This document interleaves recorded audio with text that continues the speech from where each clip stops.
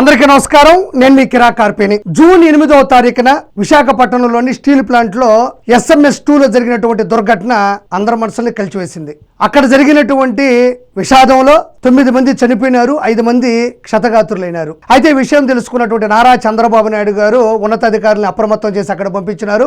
అంతేకాకుండా భారతదేశ central minister అంటే ఇండస్ట్రీస్ సెంట్రల్ మినిస్టర్ కుమారస్వామి గారు, నారా లోకేష్ గారు, పవన్ కళ్యాణ్ గారు, అదేవిధంగా ఎంపీ భరత్ గారు, రామ్మోహన్ నాయుడు గారు, పల్లా శ్రీనివాస్ గారు, హోమ్ మినిస్టర్ అనిత గారు, వాసవశెట్టి సుభాష్ గారు అందరూ కూడా అక్కడకు వచ్చి అక్కడ అన్నింటినీ పర్యవేక్షించడం, భరోసా ఇవ్వడం, ఆ పరిస్థితుల్ని స్థితిగతుల్ని గమనించడం జరిగింది. వాళ్ళకి ఏం చెయ్యాలో కూడా నారా లోకేష్ గారు కూడా దగ్గర ఉండి వాళ్ళకి హామీ ఇవ్వడం జరిగింది. వెంటనే కూడా వాళ్ళకి ఆ పని చేయడం కూడా జరిగింది. అంటే అందరికీ ఇది తెలిసిన విషయమే. ఆ తర్వాత ఈ రోజు జగన్మోహన్ రెడ్డి అక్కడికి వచ్చాడు. అంటే నారా లోకేష్ గారు అందరూ వచ్చేసిన తర్వాత సహాయక చర్యలు చేసిన తర్వాత వాళ్ళకి హామీ ఇచ్చిన తర్వాత అంతా అయిపోయిన తర్వాత వచ్చారు. అక్కడికి వచ్చి ప్రెస్ మీట్ పెట్టాడు. అసలు ఏం జరిగిందో చూడండి. కింద వస్తా ఉంది. రాష్ట్ర ప్రభుత్వం నుంచి ₹0 అంటే రూపాయి కూడా ఇవ్వడం. ఇక్కడ నారా లోకేష్ గారు స్పష్టంగా చెప్పడం జరిగింది. వాళ్ళకి ఏం చెయ్యాలో నీట్గా చెప్పారు, క్లియర్ కట్గా చెప్పడం కూడా జరిగింది. ఆయన కూడా కన్నీరు మున్నీరు అయ్యారు.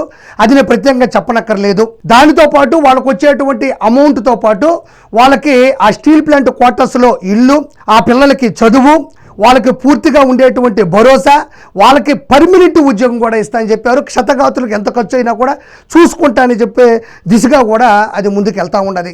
ఈయన మాత్రం 0 ఇస్తానని చెప్పేసి 151లో 5 పోగొట్టుకున్నటువంటి వ్యక్తి, అసెంబ్లీలో అడుగు పెట్టలేనటువంటి వ్యక్తి, కొబ్బరికాయ కొట్టలేనటువంటి వ్యక్తి, 11 లక్షల కోట్లు అప్పు చేసినటువంటి వ్యక్తి, సొంత చెల్లిని కన్న తల్లిని బయటికి బాబాయిని పైకి పంపినటువంటి వ్యక్తి, అసెంబ్లీలో అడుగు పెట్టలేని మళ్ళీ చెప్తున్నా ఆ వ్యక్తే ఈడకొచ్చి 0 చేయనని చెప్తున్నాడు. మళ్ళీ ఒకసారి చూడండి.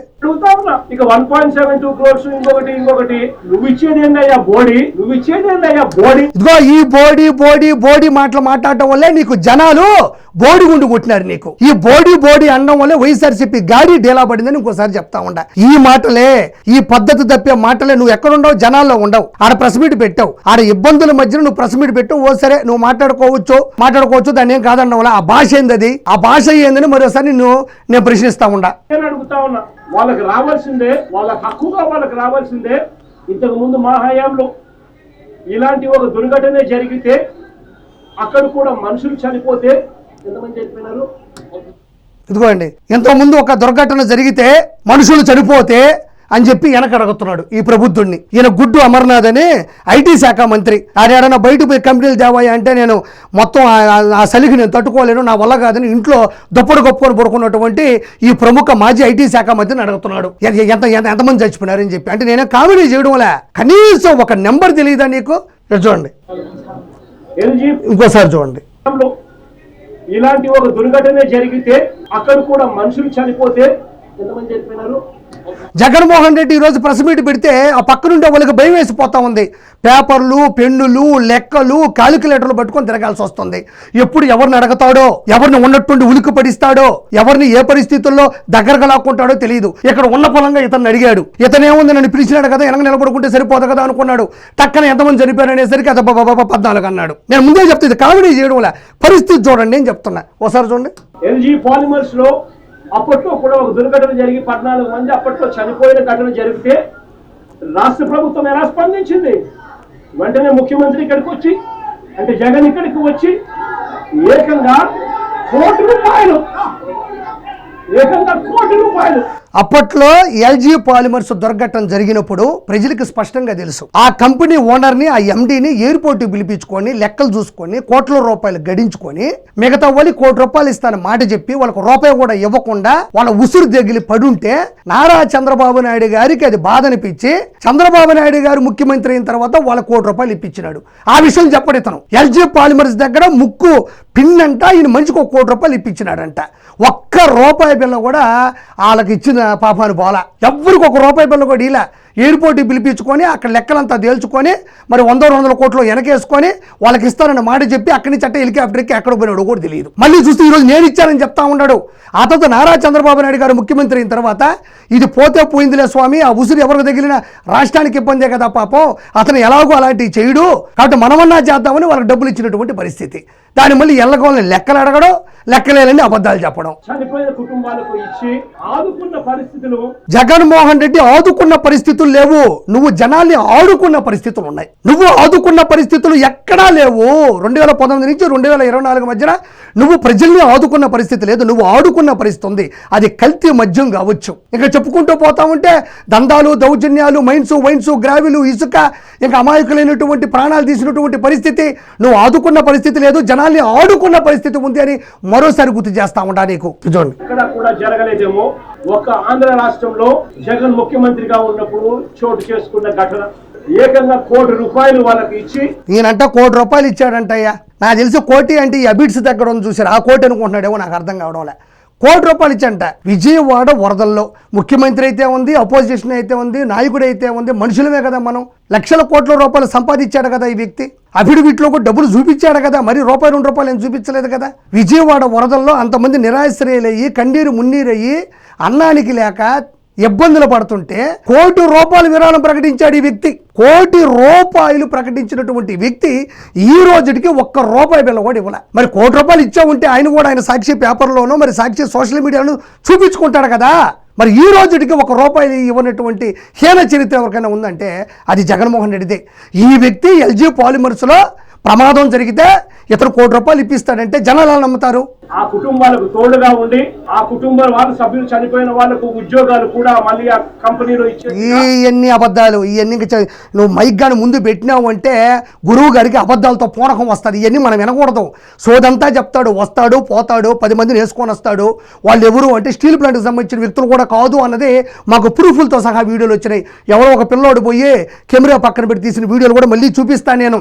ఈరోజు అతను స్టీల్ ప్లాంట్ గురించి మాట్లాడుతూ ఉన్నాడు. అసలు స్టీల్ ప్లాంట్ని ప్రైవేటీకరణ చేద్దాం అనుకున్నది ఇతను. ఎల్వి సుబ్రహ్మణ్యం అని ఒక వ్యక్తి ఉంటాడు, ఎల్వి సుబ్రహ్మణ్యం గారు. ఈయన ప్రముఖ అనుచరుడే ఒక ఇంటర్వ్యూలో చెప్పడం జరిగింది, ఒక ప్రెస్ మీట్లో డిబేట్లోనే చెప్పినాడు. అక్కడ ఉండేటువంటి 1000 ఎకరాలు అమ్మేసి నేను రాజధాని కడతాను అన్నాడంట. ఆయనకు మైండ్ చెడిపోయింది. ఇదేంది ఇది పిచ్చి తొక్కలకు, ఈ జగన్ ఏంది ఎలా మాట్లాడతాడు, 1000 ఎకరాలను అమ్మేసి దాంట్లో రాజధాని కడతాడేంటి అనేటువంటి విషయాన్ని బహిరంగంగా ఆయనే చెప్పడం, అది వైరల్ అవ్వడము, ప్రజలు అసలు షాక్ అవ్వడం కూడా జరిగింది ఇతర హయాంలోనే. అదే స్టీల్ ప్లాంట్లో ఉండేటువంటి ఎంతమంది అయితే పనిచేస్తారో వాళ్ళకి జీతభత్యాలు కూడా సమయానికి ఇవ్వలేనటువంటి దుష్టుడు ఎవరైనా ఉన్నాడంటే జగన్మోహన్ రెడ్డే. అదే నారా లోకేష్ గారు, చంద్రబాబు నాయుడు గారు అధికారంలోకి వచ్చిన తర్వాత వాళ్ళు చేసినటువంటి మొదటి పని ఏంటంటే ఇండస్ట్రీస్ సెంట్రల్ మినిస్టర్ చేతే ప్రెస్ మీట్ పెట్టించారు. ఇది ప్రైవేటీకరణ కాదు, ఇది సెంట్రల్ గవర్నమెంట్ హయాంలోనే ఉంటుంది, మీరు ఇబ్బంది పడాల్సిన అవసరం లేదు, మీరు పర్మనెంట్గా ఉంటారని చెప్పించినటువంటి చరిత్ర. 11,440 కోట్ల రూపాయలు సెంట్రల్ నుంచి తీసుకొని వచ్చి మళ్ళీ ఏదైతే ఆ కర్మాగారం ఉందో దాన్ని పూర్తి స్థాయిలో ముందుకు నడిపించి లబ్ధి అంటే లాభాల్లోకి తీసుకొచ్చి అందరికీ జీతభత్యాలు ఇప్పించినటువంటి చరిత్ర నారా చంద్రబాబు నాయుడు గారిది. అంటే ఈరోజు స్టీల్ ప్లాంట్ పరిపూర్ణంగా పనిచేస్తుంది, లాభాల్లో ఉంది, అందరికీ కూడా ఆదుకునేటువంటి పరిస్థితి. మరి అదే స్టీల్ ప్లాంట్ గురించి గతంలో జగన్మోహన్ రెడ్డి ఎలా ఉన్నాడు, మరి అదే స్టీల్ ప్లాంట్ గురించి ఈ రోజుల్లో ఎలాంటి పరిస్థితులు ఉన్నాయని నేను ప్రత్యేకంగా చెప్పనక్కర్లేదు. మరి ఇదేం మాట్లాడుతున్నాను ఒకసారి వినండి. వైఎస్ఆర్సీపీ ప్రభుత్వం అప్పట్లో అడుగులు ముందుకు వేసి చేయించింది. అడుగులు కాదు అయ్యా, అడుగులు ముందుకు వేసేది కాదు. నువ్వు అసెంబ్లీకి వచ్చి అడుగు ముందుకేసాను కాదు, అసెంబ్లీకి వచ్చి అడుగు. ఏదైనా నువ్వు అసెంబ్లీకి వచ్చి అడుగు. ఎందుకు రావు నువ్వు అక్కడ? నువ్వు ఎందుకు రావు అంటే అడుగు కాదు, అక్కడ వాళ్ళు నిన్ను కడుగు అంటారు, కడిగి పరదొప్పుతారు నిన్ను. ఆ భయంతో రావట్లేదు నువ్వు, అంతే. చంద్రబాబు నాయుడు గారి ప్రభుత్వంలో ఎక్కడైనా మానవత్వం లేక ₹1 ఇవ్వాల్సిన చోట వాళ్ళకి ఇవ్వని పరిస్థితి. అసలు మానవత్వం అంటే ఈరోజు ChatGPTలో కానీ గూగుల్ జెమినీలో కొడితే అన్న ఫోటో ఇలా వస్తుంది. ఎందుకు వస్తుంది ఇలా? ఎందుకు వస్తుంది? సొంత చెల్లిని పసుపు చీర కట్టుకుందని ఎంత అవహేళన చేయించాడు, ఎంత దారుణమైనటువంటి బూతులు తిట్టించాడు, సోషల్ మీడియాలో ఎంత దారుణంగా నీచమైన పోస్టులు పెట్టించి దుర్భాషలాడించాడో ఈ మానవత్వం గురించి మనం మాట్లాడుకోవాలా. సొంత తల్లి ఆస్తుల్లో భాగాల దగ్గర గొడవైందని కోర్టు మెట్లెక్కిచ్చాడు. ఈయన మానవత్వం గురించి మనం మాట్లాడుకోవాలా. అదే విజయమ్మ గారు ఏదైనా ప్రెస్ నోట్ రిలీజ్ చేస్తే చాలు ఆవిడనే వక్రీకరించే విధంగా పెయిడ్ ఆర్టిస్టుల చేత ప్రమోషన్లు చేపించేటువంటి వ్యక్తి. ఈయన మానవత్వం గురించి మనం మాట్లాడుకోవాలా. సొంత బాబాయ్ రాజకీయాలకు అడ్డుగా వస్తున్నాడని లేపేసి చెల్లెల్ని రోడ్డు మీద పడేసి ఈరోజు కోర్టు మెట్లు చుట్టూ తిప్పిస్తున్నాడు. ఈయన మానవత్వం గురించి మాట్లాడుకోవాలి మనం. ఇది మానవత్వం అంటే. ఉంటే మాత్రం ప్రతి బాధితుడికి చెప్తా ఉన్నా, బాబుకు చెప్తా ఉన్నా, బాధపడాల్సిన పనుల కొంచెం ఓపిక పట్టండి. దేవుడి దయతో మన ప్రభుత్వం వచ్చిన వెంటనే ఒక నెల తిరక్క మునిపే ₹1 రాష్ట్ర ప్రభుత్వం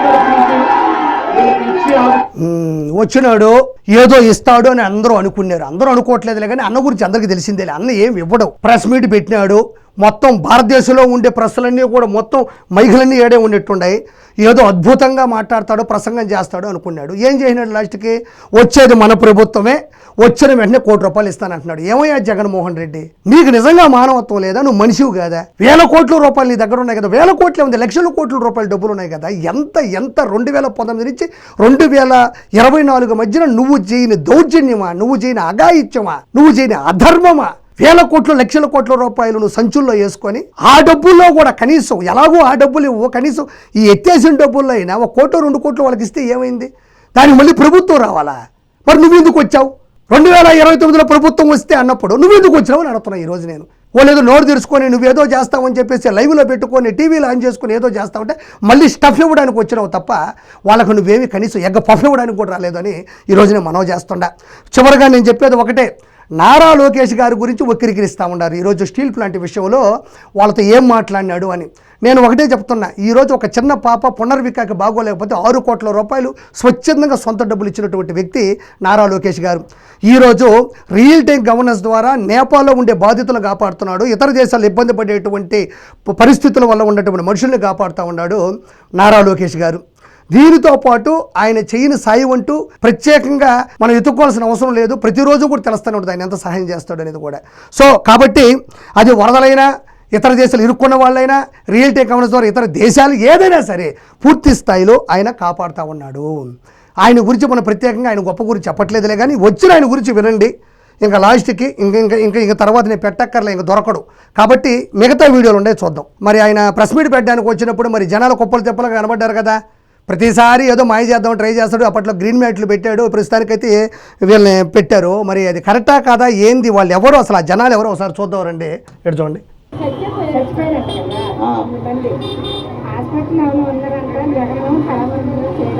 మీ స్టీల్ ప్లాంట్ సంబంధించిన వాళ్ళ మీరు? అదిగోండి, ఎవరో ఆ పిల్లోడు ఎవరో మనకు తెలియదు, కానీ చక్కర్లు కొడుతున్నాయి ఈ వీడియోలు. వాళ్ళందరూ కూడా కుప్పలు తెప్పలుగా రోడ్డు పక్కన నిలబడుకో ఉన్నారు. మరి తిన్నారో తాగినారో కూడా లేదు, ఎండక మలమల మాడిపోతా ఉన్నారు. మొత్తానికి జగన్మోహన్ రెడ్డి వస్తారని కాంట్రాక్ట్ గాను మరి ఎవరో కాంట్రాక్ట్ ద్వారా తీసుకొని వచ్చినారు. ఎవరో ఒక వ్యక్తి పర్సనల్గా ఫోన్ సీక్రెట్గా పెట్టి అడుగుతున్నాడు, మీరు అసలు స్టీల్ ప్లాంట్కి సంబంధించిన వ్యక్తులు కాదా అంటే, ఇలా చూడండి ఏమంటున్నారు. స్టీల్ ప్లాంట్ సంబంధించిన వాళ్ళ మీరు? స్టీల్ ప్లాంట్ సంబంధించిన వాళ్ళు కాదా అంటున్నాను.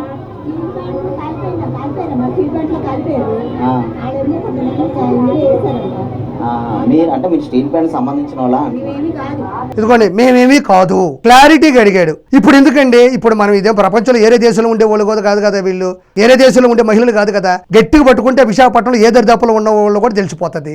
వాళ్ళు స్టీల్ ప్లాంట్కి సంబంధం ఉందా లేదో అడిగినా కూడా తెలిసిపోతుంది. ఇదేం అబద్ధం ఏం కాదు కదా, చెప్పించడం కూడా కాదు కదా. ఎందుకంటే రేపు ఎప్పుడైనా మైకు పట్టుకొని ఎదుగుతుంటే వాళ్ళే దొరుకుతారు. స్టీల్ ప్లాంట్కి వాళ్ళకి సంబంధం ఉందా లేదా అడిగిన ప్రత్యేకంగా అడగబక్కర్లే, ఎవరిని అడిగినా చెప్పేస్తారు. మాకు స్టీల్ ప్లాంట్కి సంబంధం లేదు, ఎవరో చనిపోయినారు, మమ్మల్ని పిలిచారు, మేము వచ్చామని మండు టెనలో కూర్చొని చెప్తున్నారు. చూడండి, డబ్బులకి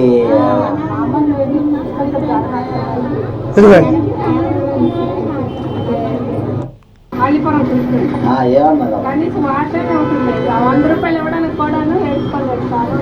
ఇదిగోండి, ₹100 కూడా ఇవ్వట్లేదు, కనీసం వాటర్ కూడా ఇవ్వట్లేదు అని వాళ్ళ ఆర్తనాదాలు చూడండి. అతను వచ్చేదే ఆల్రెడీ ఇబ్బంది పడ్డవాళ్ళని చూడడానికి, ఆడ ప్రెస్ మీట్లో మాట్లాడడానికి, మళ్ళీ వీళ్ళని ఎందుకు ఇబ్బంది పెట్టడం? నేను ఎప్పుడో చెప్పినా, నీకు జనాలు లేరు, నువ్వు గెలవు, నువ్వు అసెంబ్లీకి రావు, నువ్వు ఎప్పటికీ ముఖ్యమంత్రి అవ్వు అని చెప్పా. ఏం చేయాలా?